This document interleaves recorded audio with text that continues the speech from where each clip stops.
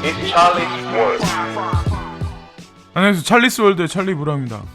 이번 영상은 지금 현재 시중에 지금 광고도 그렇고 우리가 실제로 모바일 폰에 각종 페이류를 되게 많이 사용을 하고 있잖아요. 그리고 점진적으로 늘어나고 있고 오히려 신용카드나 체크카드 사용량은 점점 줄어가고 있는데 지금 이 변화가 있는데 거시적인 흐름에 뭔가가 있어요. 이런 대류를 만드는 뭔가가 있고 그리고 그 세력이 분명히 개입돼 있거든요. 그래서 그거에 관해서 이번 영상은 말씀을 드리고 앞으로의 흐름은 어떻게 될 것 같다는 거에 관해서 제가 말씀을 드릴게요. 그리고 지금 이 말씀드리는 각종 페이는 분명히 다시 한번 강조해서 말씀드리지만 우리가 지금 거래소에서 사고 홀딩해서 투자하고 있는 여러 종류의 코인들하고 사실 밀접하게 관련이 돼 있어요. 지금 말씀을 이제 드리는 거는 이제 제목 보시면은 삼성페이, 카카오페이, 지갑이 사라지는 페이 전국 시대 이렇게 나와 있고 그리고 국내 주요 간편 결제 서비스 제공 업체들이 이렇게 쭉 나와 있잖아요. 뭐 보시면 삼성페이, 네이버페이, 카카오페이, 페이코 그리고 11번가의 11페이, 신세계 SSG페이 그리고 L페이, 배민페이, T페이, SK텔레콤의 T페이죠. 예, 이렇게 여러 가지 것들이 있는데 지금은 사실상 이런 게 다 개별적으로 다 이렇게 사용하는 플랫폼이 틀리고 다 그렇지만 결정적으로 이제 시간이 흐르면 결정적으로 이게 나중에는 다 통합될 확률이 되게 높거든요. 그래서 지금 어떻게 흘러가고 있냐면 외국 가서 땡땡땡 페이로 결제 한중일 간편 결제 실크로드 내년 시작이라고 나와 있죠. 이게 11월 30일 날 나온 뉴스인데 환전이나 신용카드 없이도 오케이. 그래서 한중일 간편결제 제휴 구조도라고 나와 있어요. 그래서 보시면 라인페이 있죠 왼위에. 그리고 여기 밑에 왼쪽 보시면 네이버페이 그리고 오른쪽에 위챗페이 중국 텐센트 그리고 카카오페이 이거는 카카오페이 알리페이 싱가포르가 같이 운영하는 거고 그리고 오른쪽 밑에 쪽에 보시면 알리페이 중국 알리바바 그룹 계열사 엔드 파이낸셜이라고 써있죠. 네오코인. 그래서 이게 지금 같이 여기 화살표 보시면 나중엔 이게 상호 연동돼서 움직이거든요. 지금 보시면 이 사진에 나와 있듯이. 근데 중요한 건 예를 들어서 알리페이에 들어가 있는 지분이나 아니면 위챗페이에 들어가 있는 지분이나 네이버에 투자하고 있는 지분이나 라인페이에 들어가 있는 지분 그리고 카카오페이에 들어가 있는 지분이 누군가가 그거에 다 지분을 넣었어요. 그래서 그게 상호 수합되어 있는 구조도 분명히 있는데 가장 크게 돈이 들어가 있는 거는 사실 알리페이 쪽에 그러니까 알리바바 처음에 돈 투자금이 가장 많이 들어가서 지금까지 커진 거거든요. 그래서 그런 것들 그리고 일본에서 한국으로 넘어와서 투자되어 있는 돈들 그런 게 다 상호 연관돼서 동아시아 쪽에 지금 이런 어떤 결제 플랫폼 쪽에 페이 시스템이 결국에는 연동해서 하나의 통째로 움직인다는 거죠. 예, 그래서 동아시아가 앞으로 지금과는 다른 경제 구조의 생태계로 아마 물리적인 거 말고 아마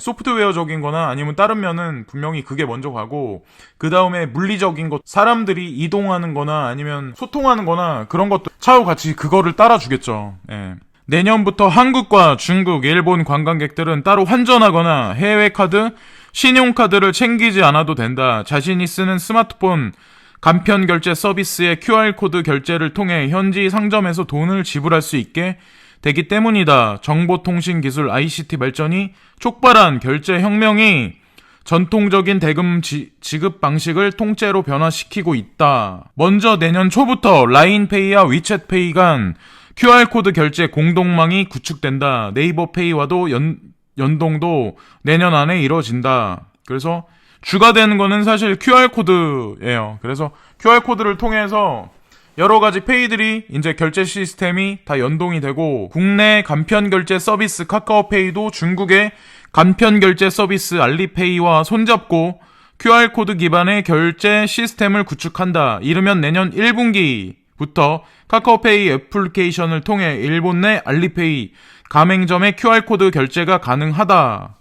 이렇게 나와 있어요. 그래서 이거를 제가 보고 느낀 게 뭐냐면 궁극적으로 결제가 이렇게 이루어진다는 얘기는 동아시아가 결제가 이렇게 이루어진다는 얘기는 결국에는 자본의 흐름도 마찬가지로 금융의 흐름도 같이 움직이는 거거든요. 이런 게 알고 보면 그래서 북한의 통일하고 같이 이거랑 같이 연결해서 같이 생각을 하셔야 돼요. 지금 철도가 연결한 거랑 여기 또 보시면 이게 12월 1일 날부터 이제 5G 서비스가 이제 상용화돼서 실시가 돼요. 근데 개인들한테 서비스가 먼저 실시되는 게 아니라 개인들은 내년 3월에 모바일 폰으로 이제 서비스를 받고 그리고 지금은 상업용 기업들 위주로 지금 베타 테스트 진행을 하고 있는 거거든요. 그래서 2기가 영화 내려봤는데 1초 5G 세계 첫 상용화라고 나와요. 여기 보시면 그런데 이 LTE보다 20배가량 데이터 전송 속도가 빠른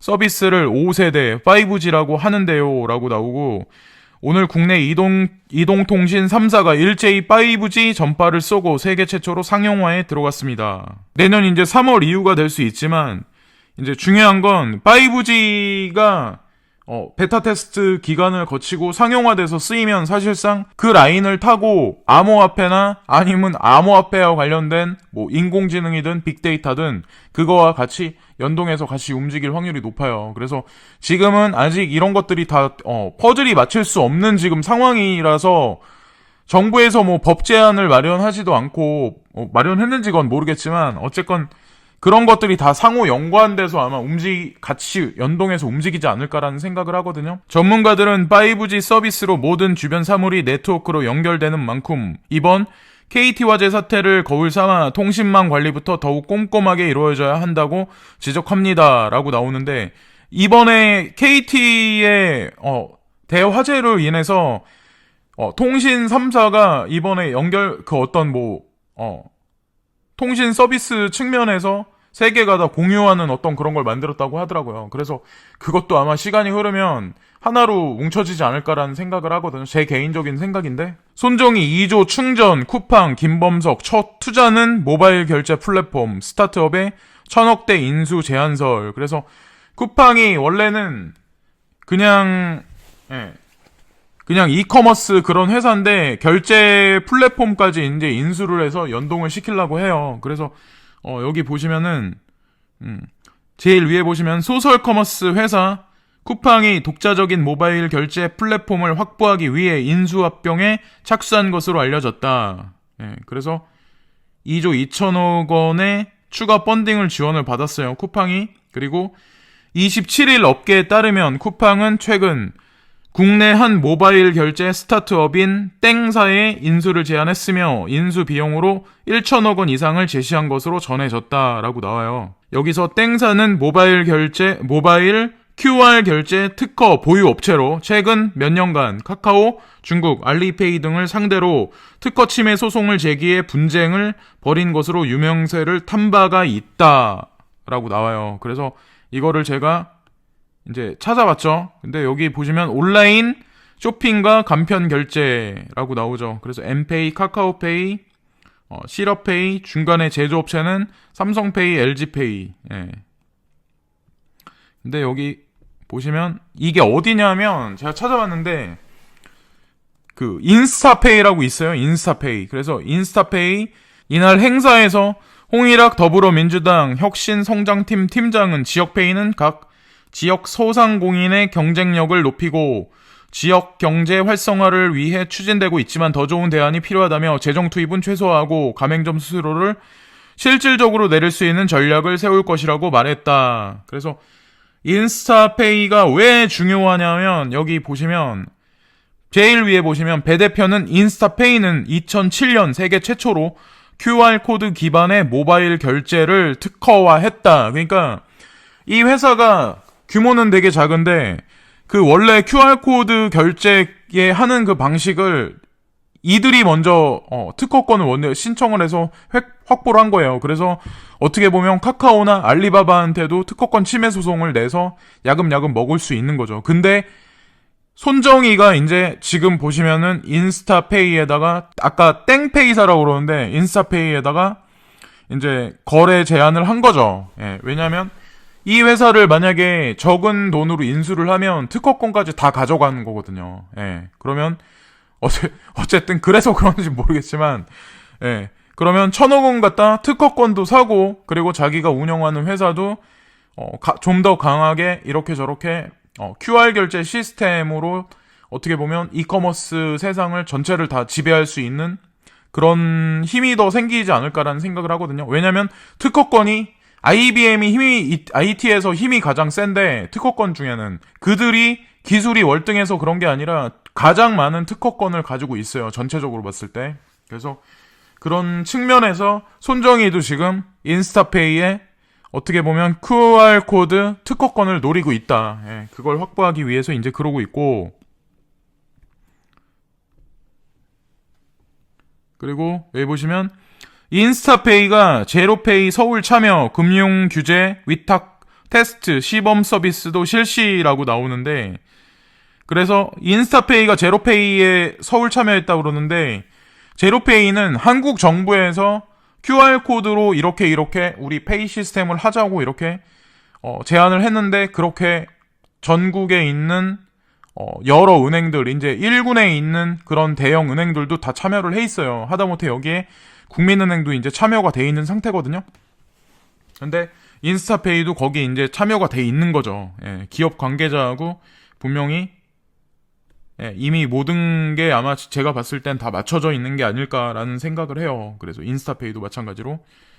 어쨌건 중요한 건 손정희에서 만약에 1,000억 원이란 돈이 그 사람한테는 작은 돈이지만 이 회사한테는 사실 큰 돈일 수도 있거든요. 그래서 완력에 의해서 뭐 인수합병 하든지 이렇게 저렇게 할지도 모르지만, 어쨌건 중요한 건 QR코드에 대한 전 세계의 특허권을 가져가는 자가 아마 또 다른 엑스칼리버의 또 주인이면서, 또 그리고 시스템 메모리 반도체의 설계도에서 가장 강력한 회사인 ARM이라는 ARM 회사도 가지고 있으니까, 뭐 그렇게 따지면 뭐 비트메인도 마찬가지고 아마 제가 봤을 때는 그렇게 움직이는 게 아닐까라는 생각을 하는 거죠. 제가 개인적으로 봤을 때. 이번 페이에 관한 거는 마지막인데, 여기 보시면 KB 금융 상생 생태계 구축으로 함께하는 미래 금융 견인 9개 핀테크 기업, KB의 각종 플랫폼 제공, 스타트업과 협업 통해 미래 금융 생태계 구축이라고 나오는데, 신규 제휴 사례로는 KB 국민은행이 최근 간편결제 스타트업 페이먼트와 간편결제 사업 확대를 위한 업무 협약을 체결한 게 대표적이다. 이 협약을 통해 KB 국민은행은 페이먼트가 보유한 스마트 오더, QR 코드 결제 서비스의 상호 연동을 위한 규격 개발과 공동 가맹점 확산에 협력하기로 했다.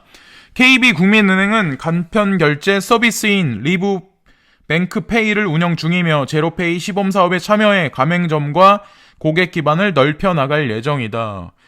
제로페이는 정부에서 미는 거고 그렇게 하기로 이미 결정이 났기 때문에 아마 대다수의 은행들이 아마 다 여기 참여를 해야 하지 않겠다고 만약에 말을 하면 아마 탈탈 털어낼 거예요. 우리가 맨날 뉴스에서 지금 보듯이 이 서비스는 KB 이노베이션 허브 육성업체 플라이 하이사와 공동 연구를 통해 자체 개발한 서비스이다. 스마트 스크래핑 서비스는 KB 손해보험 홈페이지를 통해 공인인증서 기반의 본인 인증 후 이용할 수 있다. 현재는 대출 업무, 부동산 담보 대출에 필요한 증빙 서류 13종 중 10종 적용, 발급 및 제출 업무를 지원하며 향후 적용 분야를 확대할 예정이다. 그러니까 앞으로 이런 것 서류를 준비해서 은행에다가 담보 대출 받으려고 가져갈 필요가 없는 거죠. 예, 그래서 어쨌건 지금 현재 우리가 지금 투자하고 있는 암호화폐에게는 별 볼 일 없고, 뭐 시세가 그래서 확신도 없고 홀딩하기도 애매모호하고 뭐 이런 상황이라고 멘탈이 지금 막 이렇게 흔들리고 계시는 분들이 되게 많을 거예요. 왜냐면 이게 계속 횡보하거나 하락했으면은 사람이라는 게 그냥 그러려니 생각을 하는데 또 오를 것 같아 또 떨어지거든. 이러면 사람이 쫄아요. 예, 위축될 수밖에 없죠. 예, 저도 솔직히 시겁했거든요. 혹시나 막 이렇게. 근데 중요한 건 아까 뉴스에서 말씀드렸다시피 비탈릭 부텔린이 뭐 예전엔 이제 투자 위주였다면 이제 기술 위주로 아마 투자 시장이 다시 생태계가 재편되지 않을까. 그리고 그러니까 기술 위주로 아마 시장에 뭔가 봄 기운이 돌고 변화가 분명히 불 거다라는 그런 얘기를 했는데, 이 친구가 어떨 때는 되게 생뚱맞은 얘기라고 어떨 때는 옳은 말 하거든요. 근데 이번 말은 봄 기운이 불 거다 하는 거는 사실상 19년도하고 20년도에 되게 여러 대다수의 코인 개발사들이 로드맵이 거기 뭉쳐있는 게 되게 많아요. 그리고 시제품이 나와 있어야 할 것들도 되게 많고, 특히나 비탈릭 부텔린이 말한, 본인이 말한 뭐 오미세고 관련해서, 그리고 이더리움 관련해서도 대규모 업데이트나 플랫폼이 이제 뭐 상용화로 적용되는 마지막 뭐 업그레이드 그런 것도 사실 남아 있다고 알고 있거든요. 그리고 물론 거기에 맞춰서 이오스도 같이 움직일 거지만, 어쨌건 중요한 건 그런 것들이 실질적인 우리가 지금 살고 있는 현물 경제 시스템에 분명히 어떻게 작용을 하고, 시장이 만약에 정부에서도 거기에 맞춰서 가이드라인이 만약에 제정이 됐다면 그거를 분명히 오피셜하게 낼 거예요. 그리고 그것과 동시에 우리가 투자하고 있는 암호화폐 거래소도 대대적인 아마 변화의 바람이 분명히 불 거예요. 그래서 지금 손절을 하지 마라. 네. 끝으로 그 말씀을 드리고요. 아까 제가 말씀드렸다시피 이런 페이를 통해서 전 세계 금융이 단일화되고 이렇게 된다는 얘기는 사실 부가 분배되는 게 아니라 사실 부가 이렇게 뭉치는 거죠. 사실 부의 중심화되고 어떻게 보면 중앙화되는 거거든요. 그러니까 부익부, 빈익빈이 지금보다 더 극심해지는 거예요. 앞으로. 왜? 정보도 마찬가지로 아는 놈이 어떻게 보면 좀 더 좋은 컴퓨터 쓰는 사람, 좀 더 영어를 잘하고 언어를 잘하고 이런 사람이 좀 더 고급 정보를 알듯이, 마찬가지로 정보든 아니면 이런 금융 쪽이든 부의 집중화가 더 가속화되는 거죠. 시간이 흐르면 흐를수록.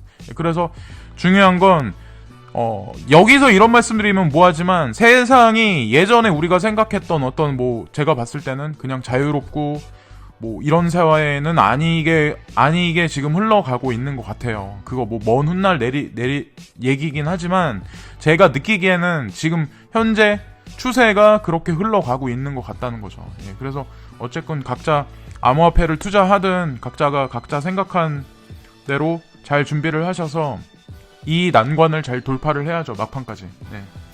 그래서 오늘도 좋은 하루 보내시고요. 네, 지금까지 찰리스월드의 찰리 브라운이었습니다. 감사합니다.